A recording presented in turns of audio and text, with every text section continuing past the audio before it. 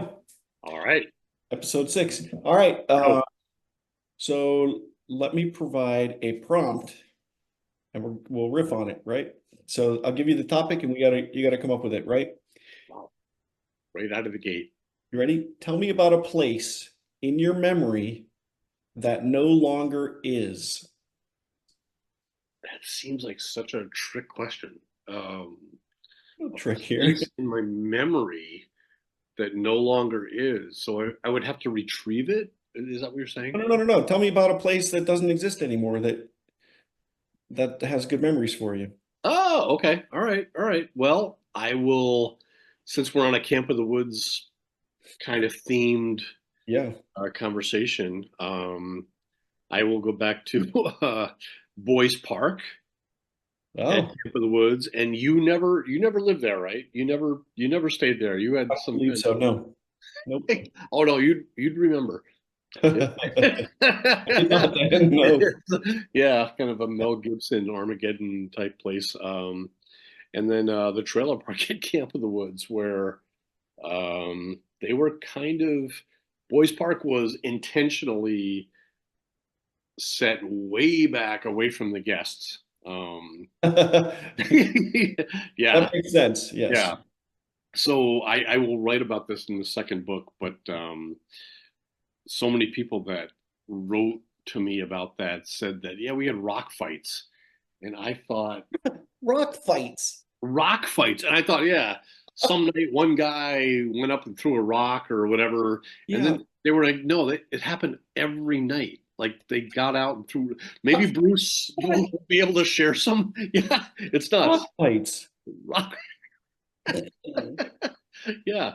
I will go there right away. Boys Park, Trailer Park, which I will have more to say on that. So I'm going to throw this back to you because, and then Yeah. I'll surely have something to build off of what you say. Well, so you told me the point Tentel is not there anymore, is it? Oh, that was low hanging fruit right there, dude. I mean, that's probably honestly, that's probably what I'm going to write about for Writers Club is that, I mean, how ridiculous that they let staff stay there, right? It's And the then we found out from Punk that he stayed there with Jimmy the year yeah. before us. Well, I stayed there twice. I stayed once 1 year with Mike Mazzano. Then it was Punk and Jimmy after they cleaned out the dresser that we fish bombed. And then I Yeah. stayed there the following year with you. So yeah, I got to stay there twice. That place is magic. But I mean, the location, Oh, the amenities that are right there, like I don't think I took a shower that whole summer because you just hop in the lake. It's so much yeah. more fun. Oh my goodness. Yeah, the shower across the way, the bathroom, which I talked about in the book, was whew, that was So, rough. Yeah, and just so getting there. Yeah, but in the book also, um, I wrestled with describing something about staying in that cabin. Great call, by the way. And that was that it had the door was like the double door, so it yeah. opened. The Dutch Yeah, door, whatever they come with the top yeah. open. You could open the bottom or the top. I think you could. I don't Oh, know if you could open the bottom without opening the top. Whatever. probably not. But you could spit to the water from there. Spit or It's that close though. That's what I'm saying. That is one of the best pieces of landscape or property on the in all of camp. it was. And in the book, I make a reference to how incredible it was on a moonlit night to have that top door open and just look at the moon coming across the island on the lake, and there we were. And then I'm like, if I make this sound the least bit romantic, That's true. I must have written that 10 times to be like, yeah, there was never a point where Tom and I were like, It's just too funny. No, it there was not. But I mean, was a cool scene though. if you appreciate beauty, that is an Yeah, amazing spot on the planet. Yeah, yeah. Great it call there, bye. makes me Yeah. sad it's not there anymore. All right. See how easy that was? That was good. Yeah, I was not thinking that. The bathroom was awful. but hilarious at the same time. Yeah. And you Made saw that video of Don Miller with Miller. the mirror. Yeah, Yeah, we'll classic. get him on. Very classic. Yeah. Yeah. Oh, somebody's joining us. Somebody. Oh, Oh, it who, looks like Bruce who could that? O'Byrne. Let's do it. Let's do this. Gentlemen, Bruce O'Byrne, we see your name. We're waiting to see your face. okay, it's been a while since there it is. I haven't used Zoom since there we are, gentlemen. Hey. So good to see you. I haven't All used right. Zoom since good old COVID. Good old COVID. Oh. COVID was horrible. And Oh. you're right. When I saw your message about how you haven't done that, I'm like, we're going to make this a lot better than This will be better than COVID. Well, I hope so. It's a low bar. I only got it promise. once, and that was just a short 3-day or so. You had COVID. Yeah, I had it for a week. A weird headache in the back of my eyes, but other than that, it was like another flu. But Yeah. yeah, good to see you, man. Nice job. Yes. Well, as you know, Amy had to deal with teaching school that way, and imagine teaching phys ed that way. So Oh, just it was disgusting and ugly and all that on top of it. So yeah, we can move on from COVID. we should. Well, it was a very relevant point you made about because I will say, Tom and I, you're our sixth guest, and 2 out of the first 5 previous to you, my Uncle Bob and Phyllis Bird, it was their first Zoom call. So this is not your first Zoom call; it's just your first since First that. in a while. Yeah. I would say what 3, 4, 4, 5 years. It's crazy to see how long it's been since then. Well, guess what? We're gonna go way back before that. Oh, I'm looking forward to it. Well, I got one for Tom. I don't know if he's going to be able to see this. I just found this. This is a picture from something at Gayo, and somebody's brother is in the background. My brother Don. That's amazing. Look at his hair. Yep, perfect, like a wake of a boat. So, and then I have one more, and Don, it's of your butt. Oh, basketball. Wow, all right. The first points I scored in a staff guest basketball game that my brother took. All right. Which brother? Bill. All right. Wait, right out of the gate, you're coming with images. Yeah. Oh, I got I'm not surprised. Stuff here waiting. He's got his Lake Pleasant stuff going. He's got all sorts of memorabilia going on in the back. Well, the shirt I'm wearing says Lake Pleasant, New York. Yeah. That a kid designed supposedly in the Lake Pleasant area. So I thought at least I can wear something. It's not camp related, but it's town related. Right. They have a sweatshop there that I wasn't supposed to talk about that. Oh, no. Yeah. Right into the dirt. Yeah. Well, you guys talked about last time, what you wear, and Tom was in all black. So, yeah, I got my Iowa Royale shirt on today. On my notes, which I didn't think I didn't need, but you have asked the question to people who have been on with us previously if they've watched, and Bruce, I got to sort this out with Bruce, but he may have watched it. He may have watched something. He told me that he watched 2 while he was driving, if I understood that correctly. I can't really endorse that, Bruce. With Phyllis, so maybe you want to explain that. Well, I was coming back from a 4-day weekend up in Speculator, staying with Joy Eliezer, another name from way back in the past, who still lives up there. And I was like, I need something to listen to. And, I was like, I can listen to this. I don't have to see it. So I pretty much listened to it as I drove. So there wasn't many pictures. Excuse me, Tom? Some people might prefer not to see it, just to listen. Right. Well, I wanted to see some of the video a little closer, especially Jimmy pogo sticking through the screen. Yes. So, um, Yeah, that's classic Jimmy. oh yeah.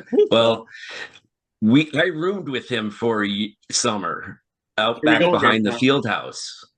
Oh my gosh, another rooming thing we're learning of Yeah. who Punk where. room with him. It was myself, Andy Helfrich, Jimmy Olsen, and Punk, and we were. Okay. It was, I think, '86, and we were in either two or three of the number two or three of the cabins behind the field house, and we would have music going on because you guys always talk about music, and Peter Gabriel's Sledgehammer would come on, and we would get our arms, and Jimmy had the top bunk, and we would sledgehammer him, and Punk and myself and Andy would just pummel him, and he's like, "Oh, guys, this is excellent." I mean, sorry. That is one of the best Jimmy impressions ever. Well, Excellent. I don't want to be rude to my friend. I did Oh, get to he's see our him friend, this too. summer, No, so Bruce, uh-uh. you need to be rude to your friends. That's the point. That is the point. That Oh, I love it was a lot of fun that summer because that was another summer of Monty Python and being able to quote the Holy Grail pretty much verbatim. All Oh of us man, could do it. that's so Bruce. We have so many. So we have the connections from obviously camping at Houghton. So I want to bring you back to the picture you showed of Don Orser there. Yeah. Oh, this is a great story. I know what you're Yeah, I know you know what's coming. I'll say it. So I a memory I had at Houghton, I was walking through between class to class, between a 9 and a 10 or 10 to 11, whatever. And I saw Don Orser, um, and he was wearing a suit. I mean, coat, pants, shirt, tie. And I saw him and I'm like, "Hey, Don, you got a speech today?" He's like, "No, I ran out of laundry." Oh, that is so classic. I love that story, Don. Yeah, I mean, Yeah. So how good. bad must he thought his clothes must have been to like that was his last resort is just to put on a suit. Yeah, that doesn't even grace my closet currently. I don't think I even have one. Being a phys ed teacher, man, khaki Right. shorts, and I wear a polo most days unless it's cold. Our gym is freezing, and wear long sleeve t-shirts, but it's great to wear shorts every day of the year. So Yeah. And where's that Bruce again? Exactly. Yeah, I teach at McCaskey High School in Lancaster City. Okay. So we have something like 30,000 students all told, and we have a 2 building campus that has about 3,000 students, give or take. So this is Lancaster, Pennsylvania. Lancaster, Pennsylvania. It's not Amish. I did not know that. Frank Garrigus and I were there, I don't know, a year ago for a wood turning conference. We would have looked you up. A wood turning conference. Wood turning. Okay. There was a guy that my mom met at one time while we were still in Houghton that did carvings, and I think he came to Houghton, and somehow she found out that he was in Lancaster, and Lancaster has been my pseudo home since 1988 because my grandmother moved here to Willow Valley in '88. So my first wife Joy and I came here a lot and decided this was a place to raise our family. So Yeah. Pretty cool. I didn't live far away from you for a long time then because we lived in Harrisburg. oh yeah, just up the road, 283. So at Houghton, your mom was a nurse for a while, right? Correct. All right, ready for this, Bruce? Okay. It was, I think it was my sophomore year. I was coming back. I had a night class. So I was coming back to Shen, and it was almost 8 o'clock or whatever. And as I'm there's a set of double doors. I was opening one, but before I could open them, they busted open like really fast. And boom, I got hit right in the head. And I'm like, "Ugh." And so I didn't think anything of it. And as I was going to my room, I looked and there was one room, like a lounge, and it had a TV on. And there were some guys watching the World Series. I'm like, oh yeah, the World Series. So I'll pop in there. So I popped in there to watch the World Series. You could look it up. I don't know if the dates are right, whatever. I want to say it was like the Royals and the Cardinals, but it doesn't matter. So I sit there and I'm in a dark room and I'm like, my face was getting sticky. And I'm like, Oh, I didn't feel like I was sweating that bad. I'm like, what is going on? But it was around Halloween time. And so like, what is going on? So I get up, I go in the hallway, I'm walking down the hall, and somebody else is coming by me, and they're like, and apparently I didn't know what he was so alarmed about, but I popped in the bathroom and my face was just covered with blood like spaghetti. So apparently when the guy opened the door, he hit my wow. head. There was a gash that was like that big, and the blood was just coming down my face. And Right. I went in the bathroom. I just started laughing. I'm like, ah, and I washed it off, and it ended up being like a quarter inch or and like what do I do? So I told Frank, my roommate, and like I don't know, dude, just whatever. And so it was getting late in the night, and I'm like, he goes, dude, I think you're gonna need stitches.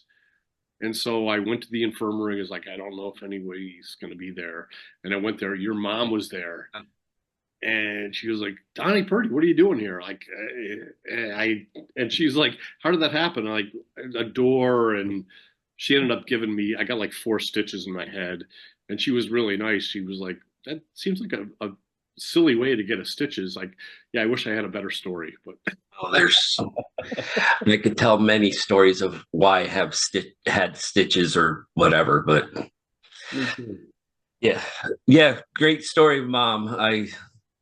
It's been about 5 years since she passed, and that's a good memory. Thank you for sharing that. yeah, no problem. Of course, she was so nice. And Oh, yeah, and your well, family, I guess, Bruce, I appreciate when the book first came out, you were like all over it. You asked me right away, um, and we made arrangements to get it to you. But more importantly, um, after you read it, you sent me an email, and it was a really in-depth email. You were pouring out a lot about what was going on in your life, but it included also a lot about how your family came to camp through your dad and through my grandpa. And I just would love to kind of hear you sort of like Yeah. share oh, that if you could. precursor to it is my grandmother was a guest in 1929, 30, and 31 Wow. when you would take the train up to Glens Falls Wow. one day, and the next day was getting from Glens Falls to Speculator. So it was a 2 day trip, and it was with the Hawthorne Church in New Jersey. So she's Dutch, and I've talked to Dave Kroendijk, and somehow it's all kind of together with this church in Hawthorne, which was in a Dutch community outside of Patterson. So my grandmother was there unbeknown, I knew that, but I just didn't understand how she got there and why. But I did some searching over the last couple of years to find out how and why. And I have pictures. I think my brother has them. They've been posted to Facebook of when she was there and the cars and everything and the tentel or the tents, the canvas tents that were there back then too. So And then Tentels and even the yeah. Tentel, yeah. Well, I was texting Bill last night just to confirm some stories to make sure I was saying the right thing because I wouldn't want to steer either of you wrong or anybody listening or watching. Dad was a Wheaton student, and he had come out of the Army, and somehow he got connected with camp in 1958. And in 58 and 59, he was on the music staff. And he brought this guy that knew some basketball stuff. And it turned out to be Norm Sanju. Okay. So Wow. Norm and my dad came and they were on music staff. And I think Norm played trumpet, if I remember correctly, through what I've heard or read through the book.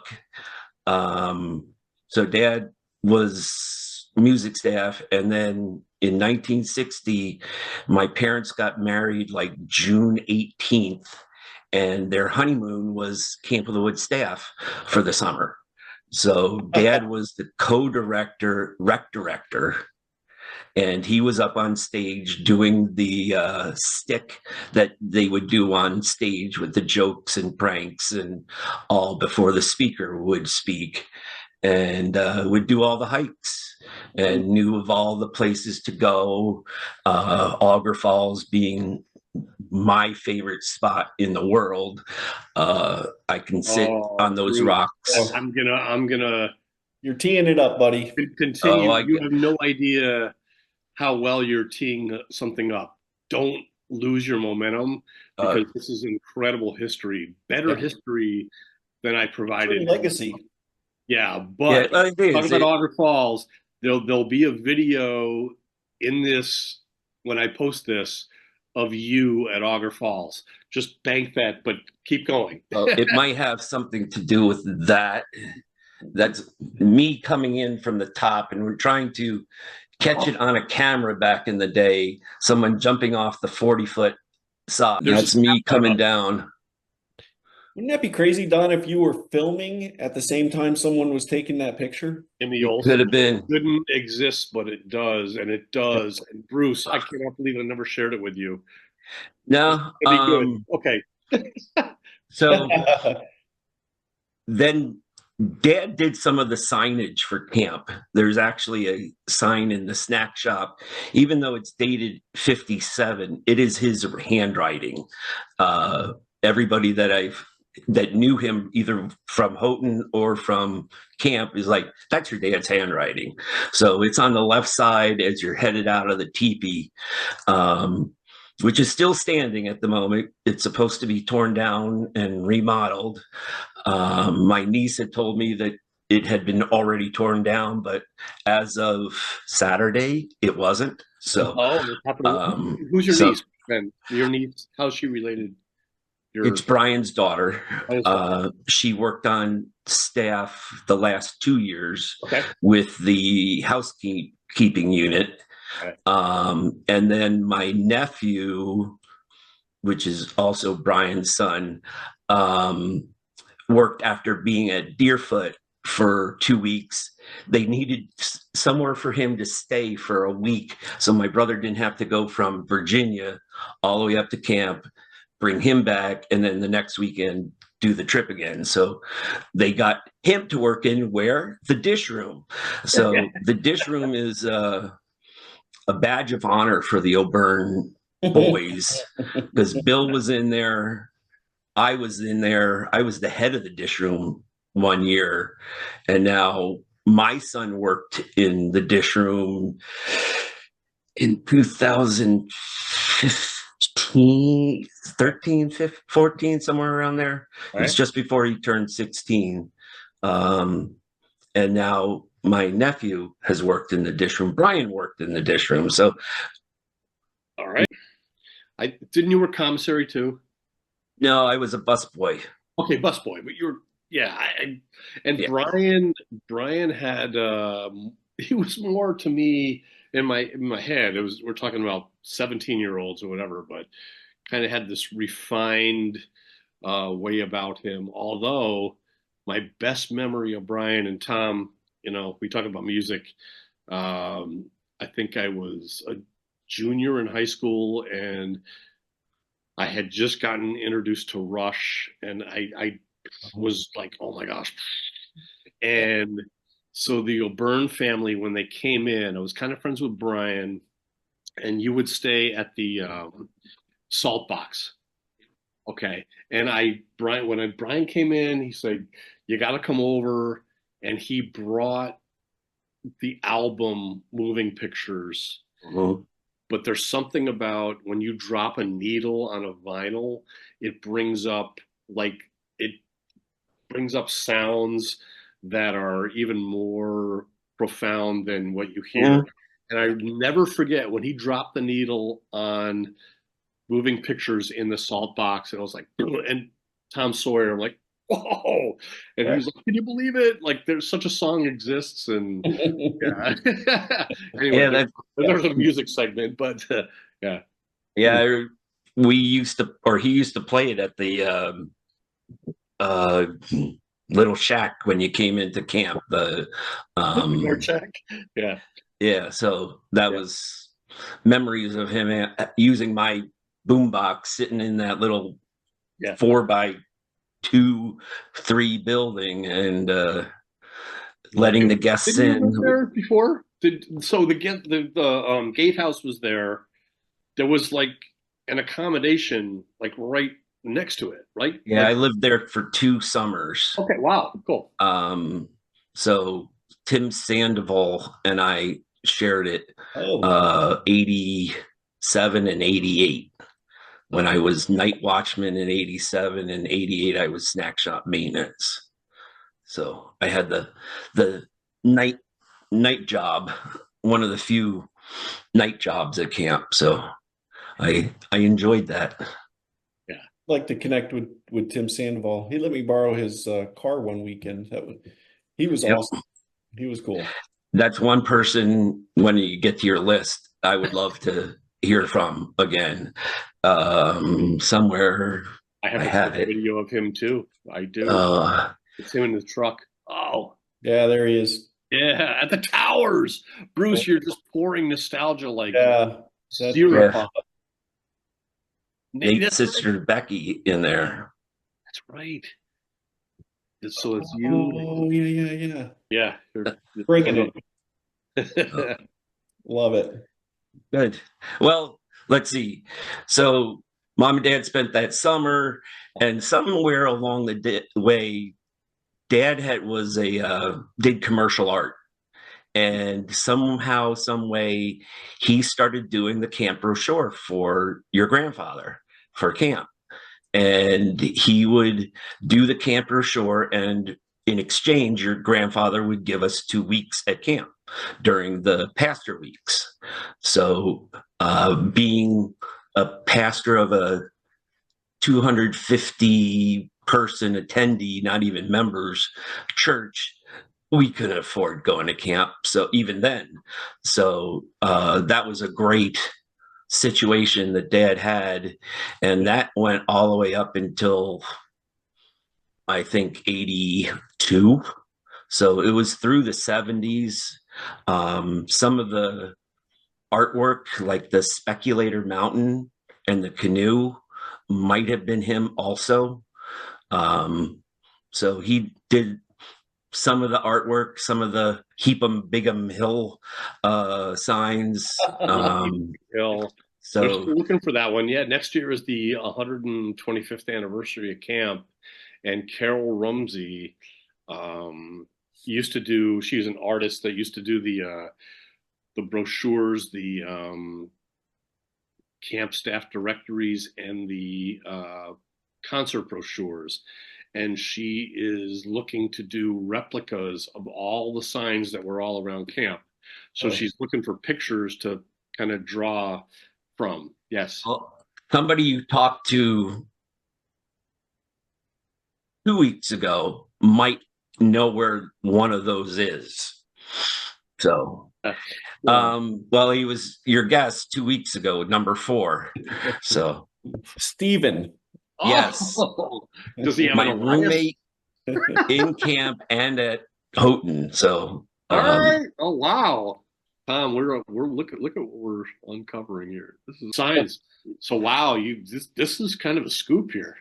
yeah, last he told me, and with him moving, and he had a odd situation with his complex that got sold out from underneath all the tenants, and then they were Oh. evicted.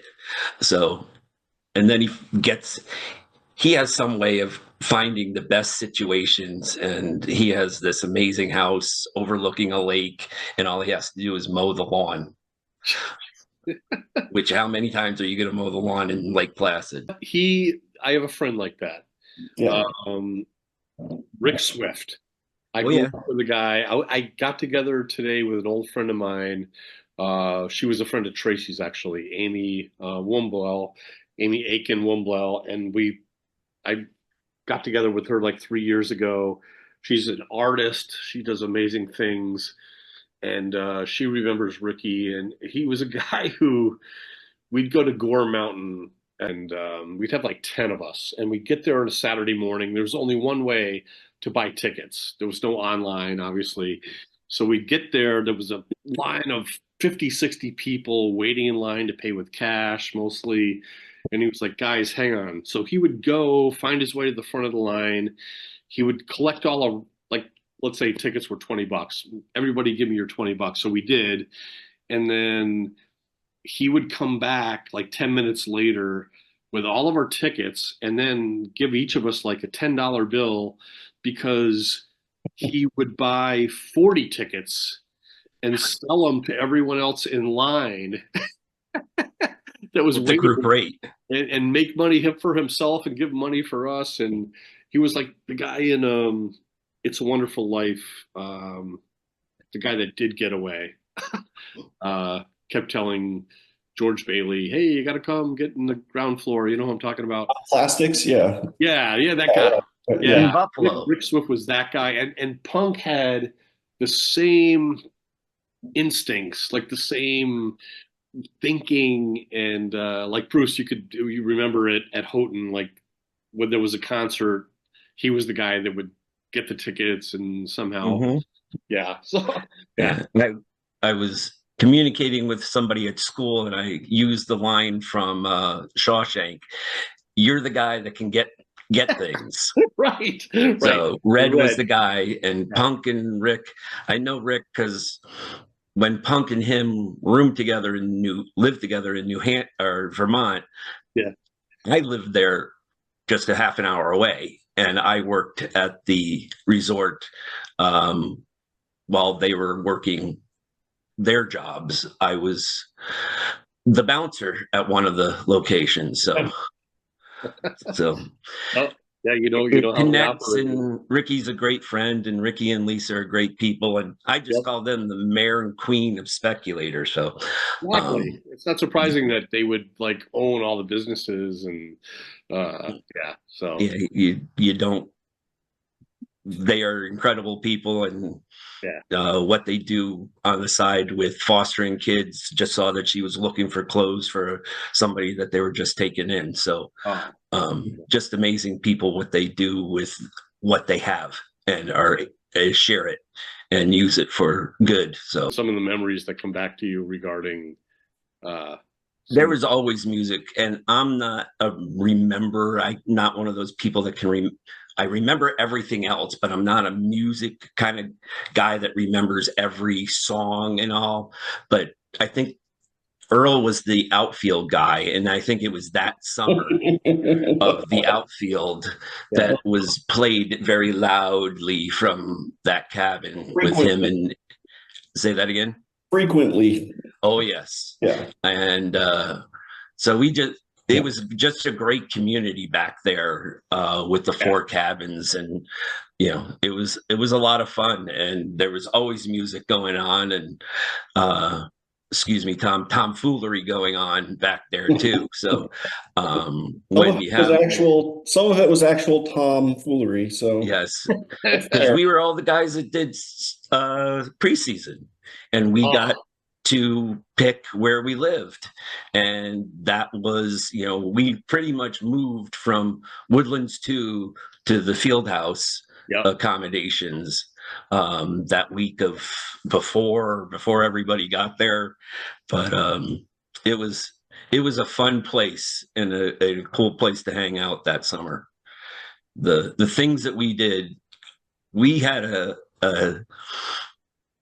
thing that we would do most nights, or every few nights, would be at like 11 o'clock, 12 o'clock, we would swim out to the raft. Nice. And we would stealthily get out there, and then did it again. Oh, is that you? Yes, Tom. We would stealthily get out there, and then we would use a line from, I believe, I can't come up with the movie now. Rob Lowe and all the Brat Pack. St. Elmo's Fire. They don't fire. Yeah, good call. And we would go, a booga, booga, booga. And then cannonball or jackknife into the water and cause a commotion, until one day your dad came down and said, some guests are complaining that there's What a killjoy. Yes, I know. Don's dad had sometimes that situation going on, because I actually have a question for you later on, Don, about you and your dad. But yeah. Tom's teeing this up. Yeah, go remember ahead. that, please do. Yeah, that was we'll definitely hit that.